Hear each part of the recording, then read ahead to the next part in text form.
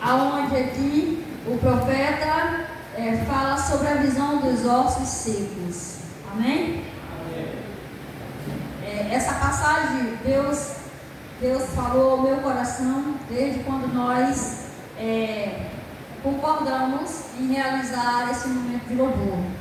Ezequiel capítulo 37, aonde Deus realizou ali um grande milagre através do profeta Ezequiel.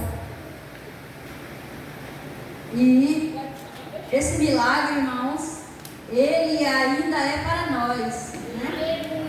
Aconteceu com aquele povo ali, estava naquela condição de ruína, estava naquela condição de destruição espiritual, né? Física e espiritual. E ainda hoje é para nós, irmãos. É um despertamento para nós. Ficou para testemunho, para que a gente pudesse também observar os estatutos, as ordenanças do nosso Senhor, nosso Deus, né? Os ensinamentos que Ele permitiu, né? Para que viesse sobre aquele povo e que ficasse para nós como ensinamentos, né? Ensinamentos e despertamento para a nossa vida espiritual. E aqui no livro de Daniel, de Ezequiel,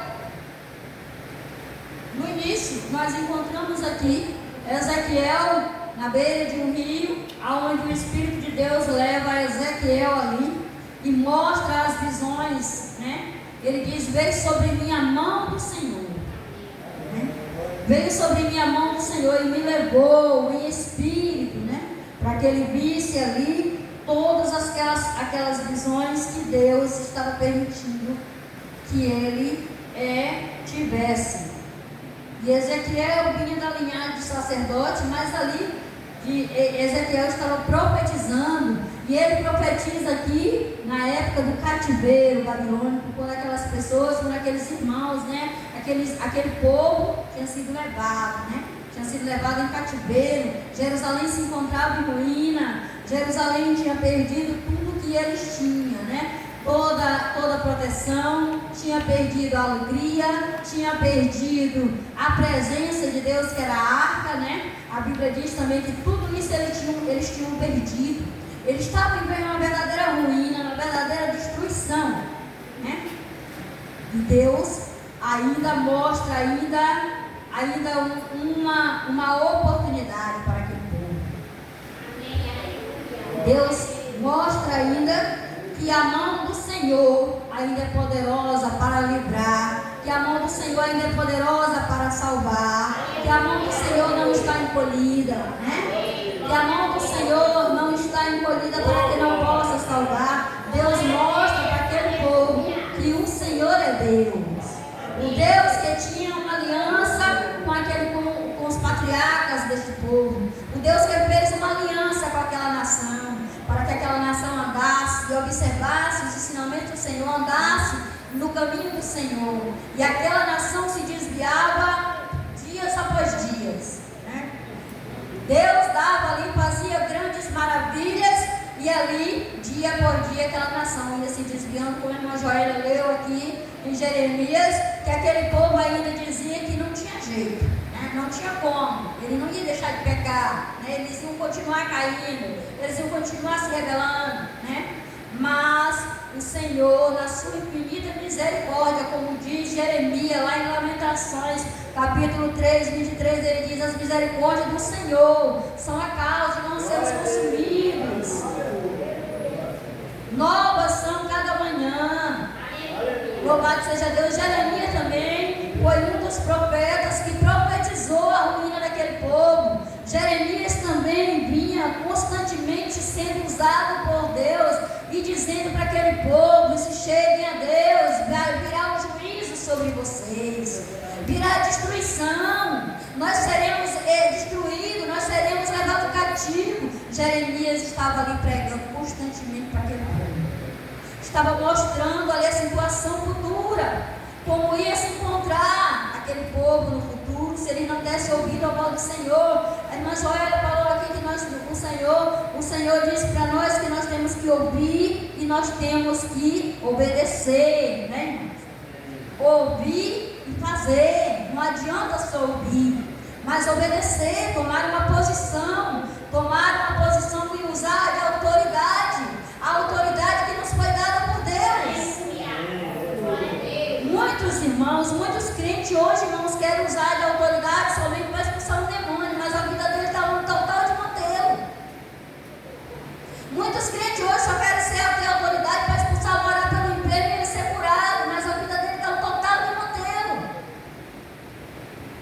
E nós devemos usar de autoridade para nos erguer, para nos colocar de pé, para estar diante da presença do Senhor firme, com a autoridade que nos foi dada, a autoridade de nos mantermos na presença do Senhor. Essa autoridade nos foi dada, de estar de pé diante de Deus, como aquele profeta Ezequiel. Ele, na autoridade do Senhor, levantou ele e mandou ele ficar de pé. Autoridade, irmão, para Deus nos usar. Nós devemos usar dessa autoridade para que Deus nos mostre as suas misericórdias, para que Deus nos mostre a sua obra, o que nós devemos fazer. Nós devemos usar dessa autoridade e nos pôr de pé, para que Deus revele os seus mistérios, para que a gente não ande aí como cego, sem enxergar nada, como a irmã Joelha falou aqui. Nós devemos permitir que Deus tire as escamas dos nossos olhos, tire a venda dos nossos olhos. A autoridade para ficar de pé e profetizar sobre a nossa vida, profetizar sobre a nossa casa, profetizar sobre a nossa família, profetizar sobre a igreja, profetizar sobre as ruínas que estão sobre o mundo e que nos afligem. A dificuldade que nós vivemos neste mundo, porque a vida ela já tem suas complicações. Além de a gente ter as complicações da gente na vida pessoal, ainda tem as complicações que o mundo traz, né? A gente tem que enfrentar o desafio do inimigo, que ele lança sobre nós, para nos acarretar, para nos afligir, para nos colocar para baixo, para destruir a nossa fé, para fazer com que a gente desanime, para fazer com que a gente desista. Essa semana anteriormente, eu estava imaginando esse trabalho, um outro patamar, né? Mas, irmão, de outro para cá, o negócio vai começar mesmo, assim, que eu imaginei assim, não, o negócio não vai ser como eu imaginava, não. Mas graças a Deus, Senhor, Deus está no controle, né, irmão? Louvado seja Deus. Louvado seja o Senhor, que Deus está conosco. Então, o Senhor levanta Israel, Ezequiel, e coloca, e manda que ele fique de pé ali, e ali ele leva, a mão do Senhor lhe leva em espírito. E ele me fez sair em espírito. O Senhor me pôs no meio de um vale de ossos, cheio de ossos. Então o Espírito de Deus levou Ezequiel até aquele vale e ali mostrou a situação que se encontrava aquele povo, né? Aquele povo, o povo de Israel, o povo de Deus, ossos sequíssimos. Ou seja, quando está sequíssimo, se pegar assim, esfarela, né, irmão? Porque seco é uma coisa, sequíssimo já está mesmo no último estado, né? Já é para virar o pó. Está só para virar o pó. Estava prestes a virar o pó, né?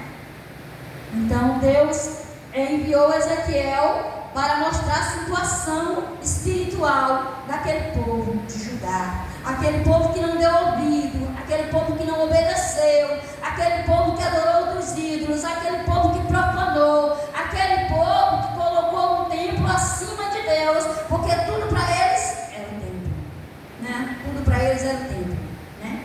Eles tinham uma idolatria muito grande no templo, e o Senhor permitiu que até o templo fosse destruído. Então, na primeira ida de Nabucodonosor de Babilônia e invadir a Jerusalém, foi tirado primeiramente ali os sacerdotes, né, os príncipes. Ei, glória, santo é o Senhor. Deus é maravilhoso, irmão. E é o que a gente vê acontecer nos dias atuais. Olha, irmãos, a gente programa um trabalho e na imaginação da gente, a gente imagina assim maravilhoso, porque a gente começa a criar e a formar assim planos, e a gente imagina e diz assim, por exemplo, eu não sei cantar uma música, música, não tenho voz também, mas eu conheço irmãos que têm a voz maravilhosa. Eu conheço irmãos que sabem cantar lindamente, mas sabe onde está? Caiu. Os príncipes, os sacerdotes, os que têm o dom, os que são capacitados, estão lá mortos. Estão mortos. Viu? Levado caixinha. Então, ali Nabucodonosor veio e tirou primeiro esse, quebrou as forças do povo. Ficou só os pequenininhos, ficou só aqueles que não tinham sabedoria, aqueles mais pobres, né? Foi os que ficaram. Depois vem da outra vez que destrói as muralhas, destrói o templo, destrói tudo. As muralhas de Israel era quem protegia a cidade, ficou sem proteção. Agora Israel só depende mesmo da proteção de Deus, porque a proteção ali literal ele não tinha mais não, né? Ele não tinha mais ali a proteção. As muralhas, ali qualquer um podia se invadir, qualquer chacal poderia entrar, qualquer malfeitor poderia entrar, estava ali desprotegido. Né? O templo estava embaixo, que não tinha lugar de adoração. Né? Não tinha mais um lugar de adoração. Foi tirado o lugar de adoração que eles idolatravam. Aí foi tirada a arca, a presença de Deus simbolicamente para Israel naquela época. Aí pronto, acabou tudo. Acabou tudo, né? Tirou a presença, matou aquele povo espiritualmente. E aí aquele povo se encontra ali naquela situação em que Deus mostra a Ezequiel ossos sequíssimos naquele vale. E ele diz: filho do homem, porventura viverá esses ossos? E eu disse: Senhor, Jeová, tu sabes. Quantos de nós hoje em dia a gente não faz não dá essa mesma resposta para Deus, irmão? Porque a gente olha para o filho da gente e a gente olha para a situação e diz assim: só Deus. Na concepção da gente, a gente diz assim: esse aí não é muito não. Esse aí não volta mais não. Né? A gente olha para o marido, para a mulher, para qualquer outro irmão, a gente olha para o irmão e diz assim. Às vezes a gente não diz nem só Deus, a gente diz assim: esse aí não volta não. Na concepção humana, né? Mas Ezequiel não disse isso. Mas o que, imaginando aqui, a gente imagina que Ezequiel, ele viu a concepção de Deus. Então ele disse: Senhor, tu sabes. Por quê? Porque Ezequiel sabia que Deus era Deus do impossível. Deus do impossível. Porque aquilo que não é possível aos homens é possível para Deus. Né?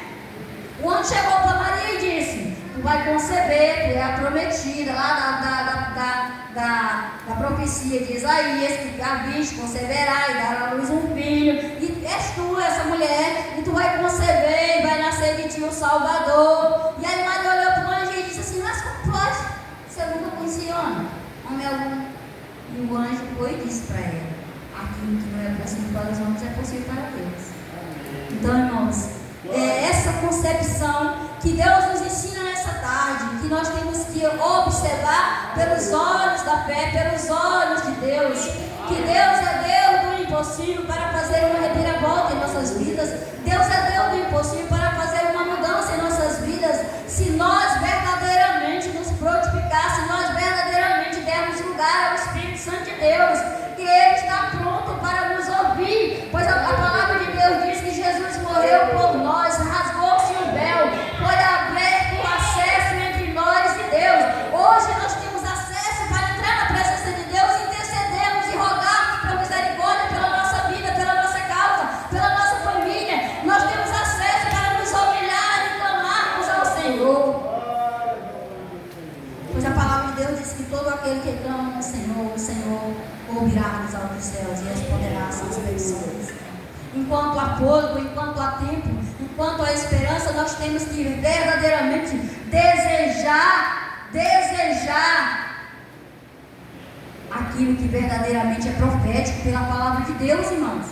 É profético pela palavra de Deus que nós devemos buscar no Senhor, não nos acomodarmos com essa situação, a situação de morte espiritual, uma situação de desânimo, uma situação que não tem mais jeito, uma situação que não tem como mudar, que eu vou permanecer a vida inteira dessa forma na presença do Senhor e nunca mais eu voltarei a ter novamente um renovo.